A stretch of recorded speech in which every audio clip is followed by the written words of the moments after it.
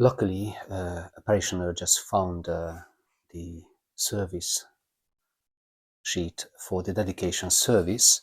So St. Augustine's Church was dedicated by the Bishop of Edmonton on the 4th of October 1979. My name is Joseph Gabor. I'm the priest in charge at St. Augustine's Church, Graham Park in North London in the Colindale area. I came exactly in 2016 at the beginning of Lent. St. Augustine is a vision of Father Hugh Moore, the parish priest at the time, Burnt Oak St. Alphege, which is the mother church of the parish. And his vision was to build a missionary chapel in one of the largest housing estates of the UK. I was ordained in 1996. I always worked in comfortable places, as it were. I was a head teacher of a Roman Catholic secondary school for 4 years, as a parish priest back in Hungary. Then when I did my MA and PhD, I lived in central London, Cromwell Road, even in Chelsea. So I have to say I always worked in privileged places.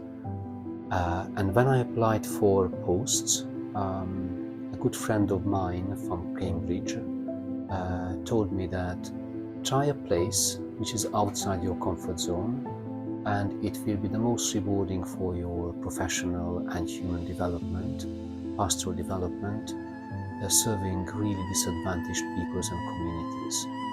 And when I remember when I came for the job interview, the area looked disastrous compared with what I've got used to. But I took a deep breath and I started working with the community. I found here people with profound faith who appreciate pastoral work, the work of their pastors. I encountered enormous generosity and openness from their part, and it immediately changed my horizon that if there's a living faith in a community where they appreciate Christian life and the priest's work, external things can change slowly, but the core, the human core, is already there. When the estate was designed, the designers, brilliant young architecture of the early 1970s, they envisioned a community-focused structure for the estate. So from the beginning, in their view, there was a community center to be built and 2 churches, a Roman Catholic and a Church of England church. And our photos and our records show that at the time the churches were packed, our churches too. The neighbors related very well to the church. The design of the estate is a little bit like the East End, the crisscrosses, alleys, people live in close proximity, so it's impossible not to notice your neighbors. So even those residents who didn't come to church, it was always part of their life through the Christmas fairs, through the work of the nursery, which we run in the church.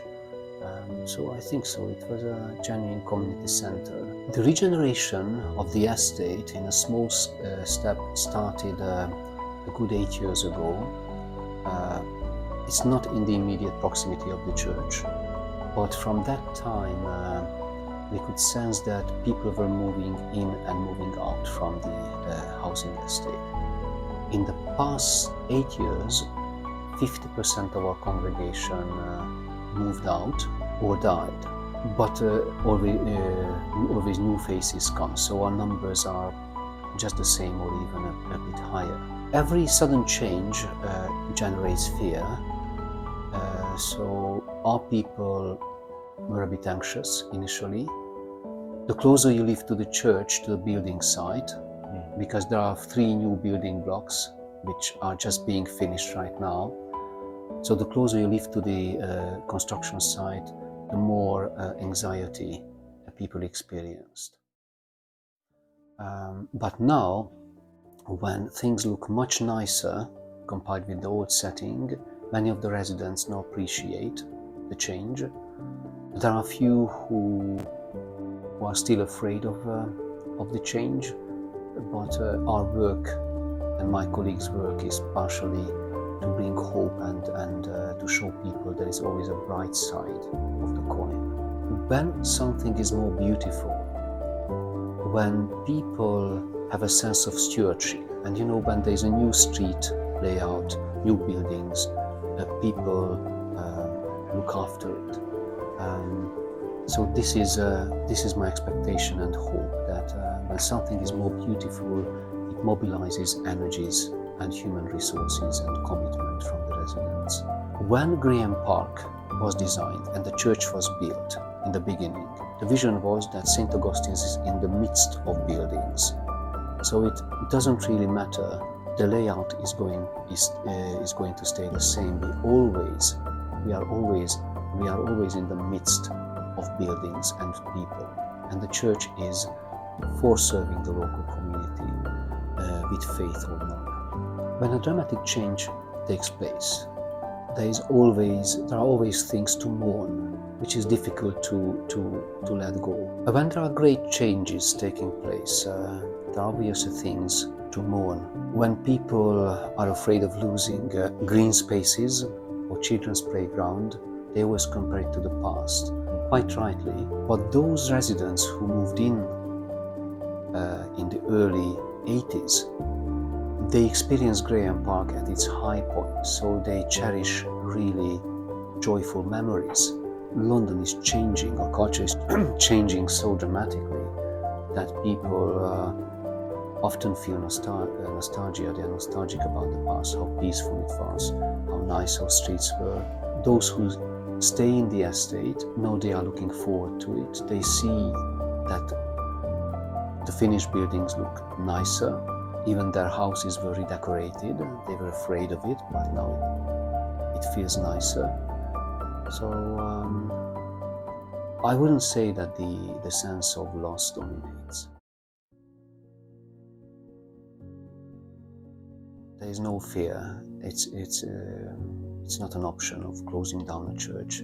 We are a living parish. St. Augustine is just becoming independent these months. It's not only Graham Park, what is within our parish, but Beaufort Park, a very shiny posh housing estate, part of Paul's estate behind the Colindale Tube Station, Colindale Gardens. The whole of Colindale Gardens will attach to us. So a very unique and unified profile to the parish. Old housing estates and new housing estates, which is exciting for the priest. And I think people start connecting with the neighboring estates. When we have concerts there, we bring carol singing there, so our people from Graham Park go over, they like the place. Churches have a very unique mission and message. What they are best is proclaiming the good news of the kingdom of God, the Christian message. Having said that, the churches have something which you cannot get from any other parties or any other organizations, and this is how to aspire to fulfill life and quality life based on faith. If we offer any activities, it's rooted in this core and in this identity. When we offer after-school activities for children, after-school workshops, art workshops, it's not an explicit religious activity, but with parents and children we enjoy being together. And after the COVID pandemic, it's a vital experience for everyone to socialize together with others. And we also add to it the sense of gratitude and thanksgiving. If someone is religious, they give thanks to God. Little kids who don't have a Christian background, still we ask them the question that what are you most grateful from your past week? What would you thank for your parents? And we call it the attitude of gratitude. We offer a lunch club for the elderly, and they can be together. We have concerts in our church, mostly classical music, piano recitals, exhibitions. We built a small art gallery at the back of our church, host public talks in our church. Also, we are a polling station twice a year. We have a good relationship with the local primary school, Ryan Primary School. They visit our church as part of their curriculum. I attend their coffee mornings every Friday as their chaplain, informal chaplain. So still the church in many ways remains a hidden heart of the community. The church is always there for them. Anyhow, Thank you, Father Joseph. that was the most I could produce now.